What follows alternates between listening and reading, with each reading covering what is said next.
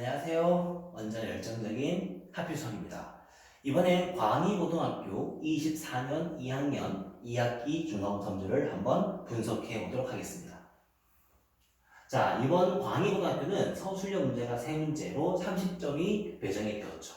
자, 일단 이것부터 좀 볼까요? 자, 광희고등학교는 매년 서술형이 3문제씩 30점으로 배정이 되었던 학교입니다. 근데 현 광희고등학교 아이들 2학년 아이들이 작년 1학년이었을 때 잠시 객관식으로만 문자 출제가 된 적이 있었죠. 서술형 배제하고 객관식으로만 문자 출제된 적이 있었는데 그때 제가 어떤 말씀을 드렸죠? 객관식인 게 더 어렵다라고 말씀을 드렸죠. 자, 2학년이긴 해서 또 다시 서술형이 부활이 됐다라는 얘기를 한 번 더 언급을 하고 싶었고요. 난이도를 보시게 되면 상레벨이 2문제, 중레벨이 19문제에서 중상레벨이 11문제가 출제가 되었죠. 작년과 혹은 1학기 때 문제랑 비교한다면 어느 정도 일관성이 있는 걸로 보이고요. 극한과 연속에서 7문제, 미분에서 11문제가 출제가 되어서 미분에서 조금 더 많은 문제가 출제가 되었음을 알 수가 있습니다. 그리고 미분계수와 도함수에서 상레벨 문제가 나왔죠. 아마도 이거 기말고사에서 도함수의 활용과 접근해서 어렵게 출제가 되지 않을까라고 예상을 하고 있는 중이고요. 주요 문제를 한번 보도록 하겠습니다. 자, 주요 문제는 제가 두 문제를 비교해 봤습니다. 이번에 광희고등학교에서 14번 문제가 출제가 되었는데 그 문제를 제가 해결하고 싶었던 게 아니지만 이 문제랑 거의 유사 기출 문제가 19년 6월 모의고사로 나왔던 문제입니다. 이 문제는 사실 기출 문제를 많이 공부했던 친구들한테는 꽤나 유명한 문제입니다. 한 점에서 크지 않는 점의 값을 만들어라. 작거나 같은 거리가 짧은 게 어디입니까를 물어보는 문제. 얘는 접선과 그런 관계를 다 확인해야 되는 사실 엄청난 복합적인 문제죠.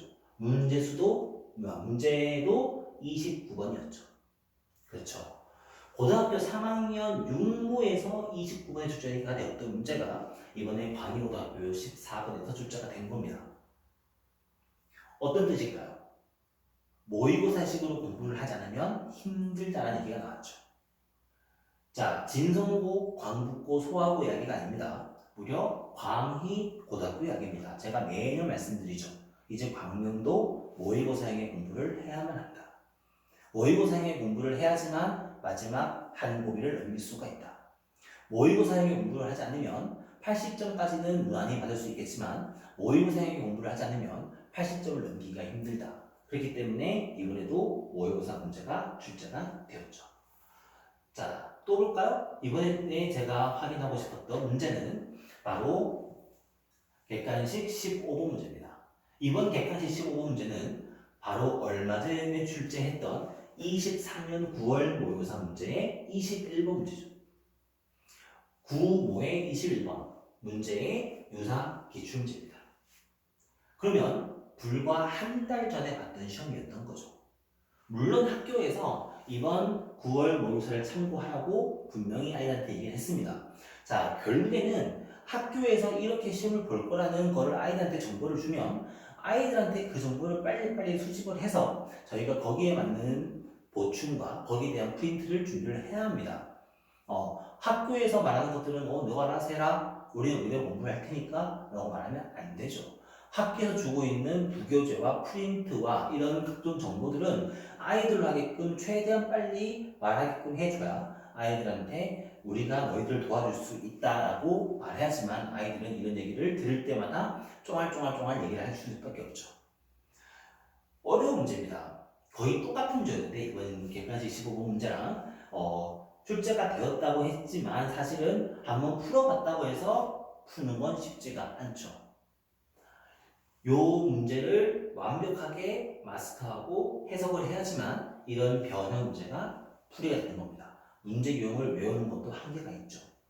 자, 앞에서 잠깐 언급을 했지만 광희고등학교도 모의고사형의 문제가 바로 두 문제가 출제가 되었죠. 자, 문제가 자꾸 돌아가죠. 이번 문제가 중하 레벨인 것 같다라고 말씀드렸지만 그거는 학교마다의 비교를 통해서 말씀드린 겁니다.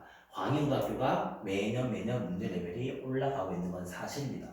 그렇기 때문에 아이들로 하게끔 광의 보니까 문제를 쉽게 풀어도 돼. 광의 보니까 어렵지 않을 거야 라는 인식을 절대로 주시면 안 됩니다. 마지막 항고비는 모의고사가 결정한다는 것들을 반드시 아이들한테 공지를 주시고요. 자, 원래 모의고사 학교 문제는 그 당의 모의고사가 사실 잘 나오지 않습니다. 영어 같은 경우는 몇 년치 문제를 아이들한테 본문을 외워라 라고 얘기를 하긴 하는데, 수학 같은 경우는 자의술이라든가 고생이라든가 그런 시중에 나와 있는 모의고사 기출형의 문제집을 가지고 공부를 하는 경우들이 많기 때문에 그 당에 봤던 모의고사 문제보다는 그 1년, 2년 전의 문제를 가지고 공부하는 경우들이 많은데, 올해는 학교에서 언급을 하면서 문제가 출제가 되었다는 게 일단 조금 주요 키포인트고요. 자, 그리고 주관식 채점이 엄격했기 때문에 아마도 감점 받는 경우들이 많았을 겁니다. 원래 광역고등학교 특징이죠. 주관식에 감점이 많다는 거. 자, 그리고 난이도가 높지 않았지만 그래도 할 수 있는 문제집과 모의고사 문제가 완벽하게 능숙하게 공부가 되지 않으면, 수학적인 기본기가 쌓여있지 않으면 힘들 거라는 걸 말씀드리고 싶었습니다. 자, 이번에 저희 학원 내에서 고등학교 2학년 같은 경우는 전체적인 성과가 꽤 좋았던 걸로 판단됩니다. 지금 아직 제가 영상을 찍고 있는 시간으로 광북거랑 진성고 시험을 아직 보진 않았지만, 지금 출제가 되었던 소아고등학교든 광명고등학교든 광희고등학교든 그런 주요 학교들에서 성과가 저희 학원이 거의 대부분 1, 2등급을 가져가는 아이들로 구성이 된 아이들이 많이 있는 걸로 보이는데, 그렇게 높은 등급을 가져가게 될 수밖에 없었던 이유는 바로 노력의 힘이죠. 저희는 거기에 맞는 컨셉을 잡아주고 분위기를 만들어주고 거기에 올바른 방법으로 공부를 시켜줄 뿐이고, 아이들은 거기에서 선생님을 믿고 학원을 의지하면서 공부를 했다는 게 중요합니다. 이거는 어떠한 방향을 잡아줬는지가 중요한 거기 때문에 아이들로 하게끔 공부를 쉽게만 시키려고 하지 마시고, 어렵더라도 힘들더라도 그 다음 단계를 넘길 수 있는 공부를 할 수 있게끔 지도를 해주시고 격려를 해주시는 게 중요할 것 같습니다. 광역고등학교도 모의고사가 중요하다. 오늘은 이번 시험은 그 한 단어만 기억하셔도 좋을 것 같습니다. 그러면 기말고사 대비를 어떻게 해야 되는지에 대한 아이디어도 떠오르시겠죠. 이번 기말고사는 미분의 활용과 적분입니다. 단원 타이틀만 들어봤을 때도 물론 벌써 어마어마하죠. 미분의 활용과 적분 얼마나 부담스럽습니까? 매 모의고사의 킬러 문제를 장식하고 있는 단원들이 이번 기말고사 문제인 만큼 아이들로 하게끔 철저한 공부를 시킬 수 있도록 저희도 열심히 노력하겠습니다.